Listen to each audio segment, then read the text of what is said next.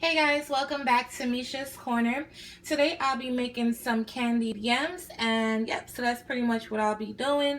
I had some more sweet potatoes left over from making my sweet potato pie. If you haven't seen that video as of yet, it's super delicious, super flavorful. You could click the link somewhere around or down below and you could check that video out. So let's get started.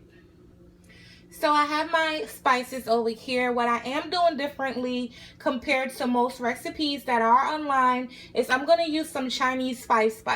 And the reason why I'm using this is because it has the cloves, the ginger, the anise, the cinnamon. So I figured it would be pretty good in this recipe. And I'm also still going to use fresh nutmeg and some more cinnamon to like really drive home that holiday flavor. And once it's done, I'm going to top it off with a little bit of my pumpkin seeds and some nuts. I'm going to crush it all up and sprinkle it all over the top, just a little bit. And yep, so let's get started. So I'm deciding to saute my sweet potatoes for a good 15 minutes before we add our liquid topping. I'm doing this way because I don't want to cover my sweet potatoes in the oven. I still want them to have a little bit of a brown edge to them. And so I'm sauteing them first in some oil and a little bit of butter until they're like slightly brown on around the edges, and then we're going to pop it in the oven. Alright, so while my sweet potato is browning up for me, now we're going to work on the glaze. I'm going to go in here with some brown sugar, some regular plain granulated sugar. I'm going to go in here with my Chinese spice, my cinnamon, my butter. I'm probably going to use more butter than that, but we'll see. And right now I'm going to grate my nutmeg in here. I'm also going to grate my orange. I'm using 2 oranges. I'm going to grate them both in my pot along with the juice of both oranges. And then I'll show you guys what it looks like. So I added my orange zest and my nutmeg and a tiny bit of salt down in here. Now I'm going to add the juice from the oranges that we zested. We're going to put this on the stove and simmer it until everything melts together, and I'll show you what it looks like. Alright, so I have mine on the stove. I've been stirring it for like maybe 30 seconds.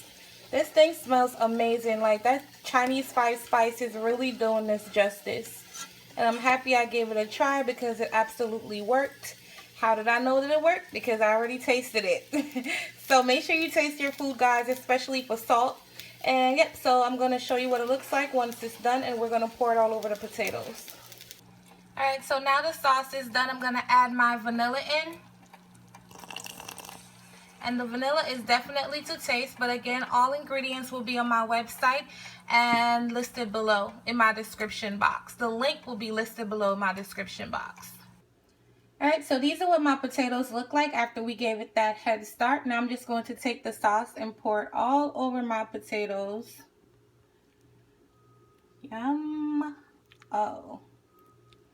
You're going to pop this into a 350-degree oven, and you're going to cook your potatoes until they're nice and tender. The sauce is nice and thick.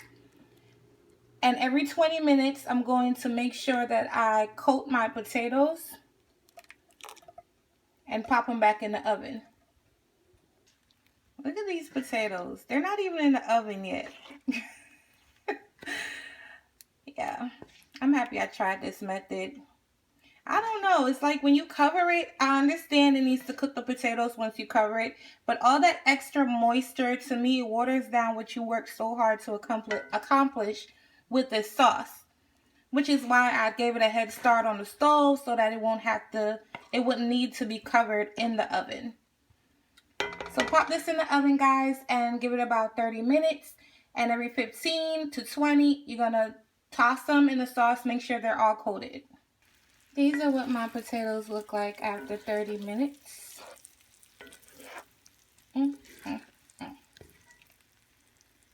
See, it's still just as juicy, whether, you know, even though it wasn't covered. And I'm going to pop it back in the oven so it could cook some more. And then I'm going to plate it up and show you guys what it looks like. So these are what my candy yams look like. I put my sunflower seeds and my nuts all over. They look like orange seeds, but they're not. But anyway, I also sprinkled a little bit more of my orange zest all over. So you enjoyed this recipe and you make it, please tag me and let me know what you think. Comment below, and I'll see you guys next time on my next video. Okay guys, bye.